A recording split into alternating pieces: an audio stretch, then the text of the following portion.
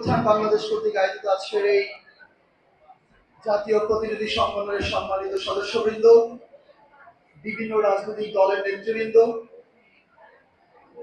উপস্থিত অহিংস গণঅভ্যুত্থান বাংলাদেশের বিভিন্ন স্তরের নেতাকর্মী এবং সাংবাদিক ভাইরা, সবাইকে অনেক অনেক শুভেচ্ছা এবং অভিনন্দন যে আপনারা আজকের এই বিশাল একটি প্রতিনিধি সম্মেলনে আপনাদের সকলের উপস্থিতি আমরা লক্ষ্য করতে পারছি। বক্তব্যের শুরুতেই আমি অহিংস গণঅভ্যুত্থান বাংলাদেশের সম্মানিত প্রতিষ্ঠাতা জনাব আবু মুস্তফা আমিন সাহেবকে ধন্যবাদ জানাতে চাই আমাকে আমন্ত্রণ জানানোর জন্য এবং দুটি কথা বলার জন্য। আপনারা সকলেই জানেন যে গত 5 আগস্ট জুলাই পরবর্তী বাংলাদেশে যে তথ্যগুলো আমরা পেয়েছি বিভিন্ন মাধ্যমে, পত্রপত্রিকায় কিংবা বিভিন্ন প্রিন্টিং মিডিয়া, ইলেকট্রনিক্স মিডিয়ায় যেটা বের হয়েছে, বাংলাদেশ থেকে প্রায় $234 বিলিয়ন বাংলাদেশ থেকে পাচার হয়েছে। এই টাকাগুলো কিন্তু আপনার আমার টাকা। আজকে আমি জানি এখানে আমার উপজেলা থেকেও লোকজন আসছে, ময়মনসিংহ জেলার নান্দাইল উপজেলা থেকে লোকজন আসছে। আপনারা আশ্চর্য হয়ে যাবেন যে আমার এই উপজেলায় এখন শিক্ষার হার হচ্ছে 23%, সাক্ষরতার হার হচ্ছে 45%, এখনো বিভিন্ন রকমের সমস্যায় জর্জরিত পুরো উপজেলাটি। 19 বছর বয়স এই থানার, অথচ গিয়ে দেখবেন রাস্তাঘাটের বেহাল অবস্থা, হাসপাতালে কোনো চিকিৎসা নেই, স্কুলের শিক্ষার কোনো মান নেই, বিভিন্ন রকমের দুর্নীতি।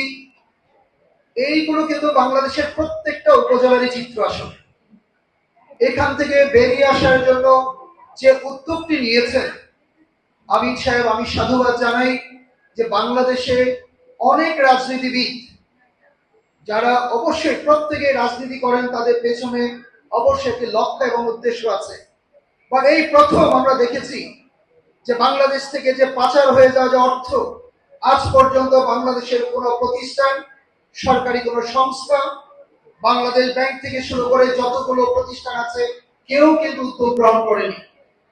এই মানুষটি কি করে ওনার মাথায় আসলো যে বাংলাদেশকে তো আসলে পাল্টে দেওয়া সম্ভব যদি সেই $234 বিলিয়ন যদি আমরা ফেরত আনতে যদি পারি।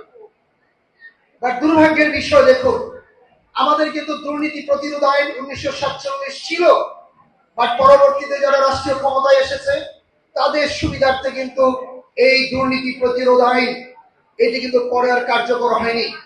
আপনারা গুগলে সার্চ করে দেখবেন দুর্নীতি প্রতিরোধ দমন আইন 1947।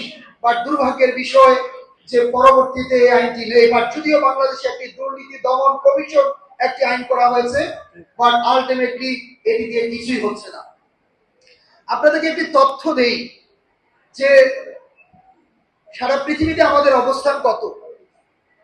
ভেসেল ইনস্টিটিউট অফ গভর্নর্স, সুইজারল্যান্ডের একটি প্রতিষ্ঠান, 152টি দেশে তারা একটি আপনার সার্ভে করেছে যে পৃথিবীর কোন কোন দেশ থেকে সবচেয়ে বেশি অর্থ পাচার হয়। আমরা হচ্ছে 152টি দেশের মধ্যে 41তম দুর্নীতিগ্রস্ত দেশ। বিশেষ করে আমরা যারা অর্থ পাচার করে রেকর্ড করেছি, আমরা দক্ষিণ এশিয়ায় আমাদের অবস্থান দ্বিতীয়। আমরা চিন্তা করুন, দক্ষিণ এশিয়ার সবচাইতে অর্থ পাচারকারী দেশের তালিকায় আমাদের অবস্থান। আপনাদেরকে আরেকটি তথ্য দিই, এই যে বাংলাদেশের ব্যাংকিং সেক্টর, আপনারা এত কষ্ট করে আপনাদের উপার্জিত অর্থ আপনারা যে যাই করেন, ব্যবসা বাণিজ্য, চাকরি, কৃষিকাজ যাই করেন না কেন, দিন শেষে টাকাগুলো আপনারা ব্যাংকে রাখেন।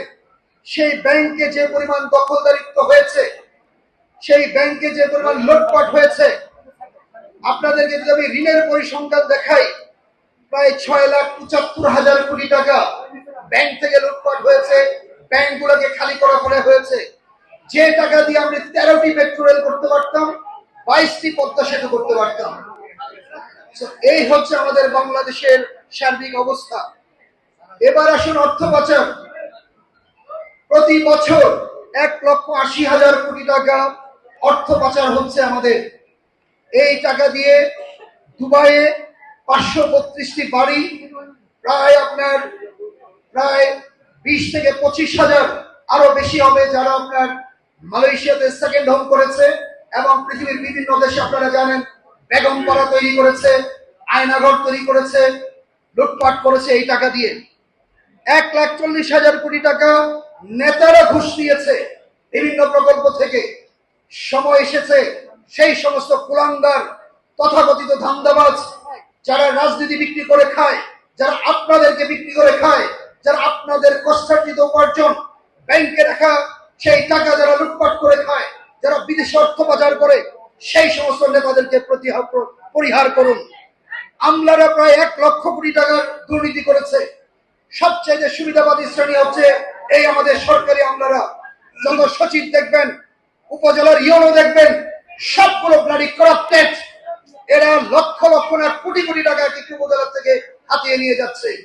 সময় এসেছে এই অহিংস গণঅভ্যুত্থান বাংলাদেশের সঙ্গে আপনাদেরকে সম্পৃক্ত হওয়ার, এবং আজকে গিয়ে আপনারা যদি প্রতিজন একজন আগামীতে যদি আগামী কোনো প্রোগ্রামে যদি জাস্ট একজন করে নিয়ে আসেন, এইখানে 2,000 থেকে 3,000 লোকের সমাগম হবে। আপনাদের অর্থ আত্মসাৎ, শেয়ার বাজার থেকে প্রায় 1 লক্ষ কোটি টাকা অর্থ আত্মসাৎ করা হয়েছে।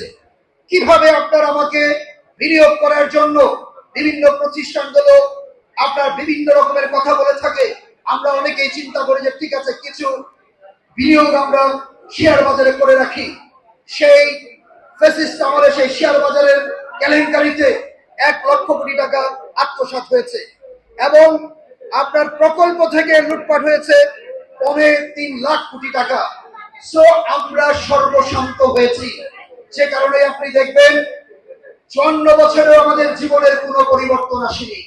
তাই আমি বলবো 1947 সালে যে দুর্নীতি প্রতিরোধ আইন যেটি ছিল, অবিলম্বে বাংলাদেশের দুর্নীতি দমন প্রতিরোধ আইন প্রতিষ্ঠা করতে হবে।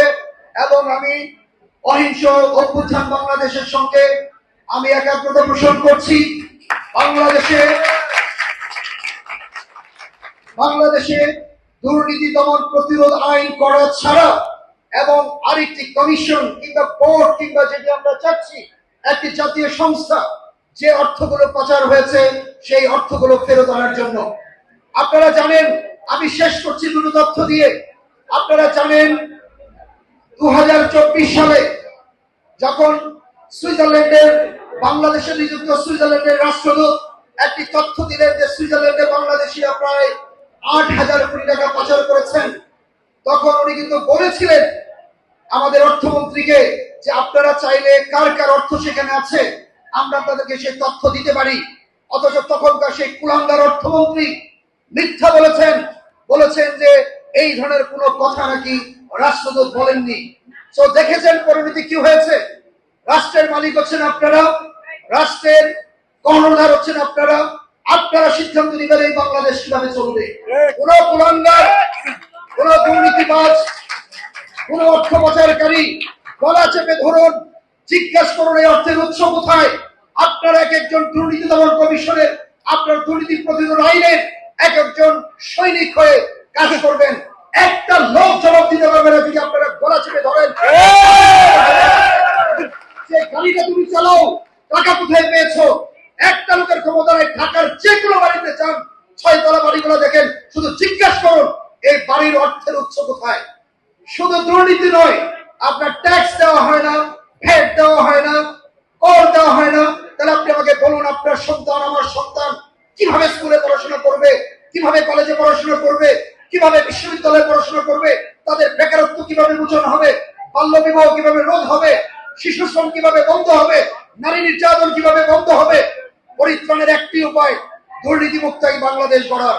আমি আবারও মুস্তফা আমিন সাহেবকে স্যালুট করি। একটি মাত্র ব্যক্তি বাংলাদেশে যিনি প্রথমবারের মতো দাবি করছেন বাংলাদেশে একটি দুর্নীতি প্রতিরোধ দমন আইন দরকার এবং পাচারকৃত অর্থ বাংলাদেশে ফিরিয়ে আনতে হবে। আবার একাত্মতা ঘোষণা করছি, আপনাদের যে কোনো প্রয়োজনে, যে কোনো সংগ্রাম আন্দোলনে আমিও চাই $234 বিলিয়ন যে পাচার হয়েছে এই অর্থ আপনাদের মাঝে ফিরিয়ে দেওয়া হবে।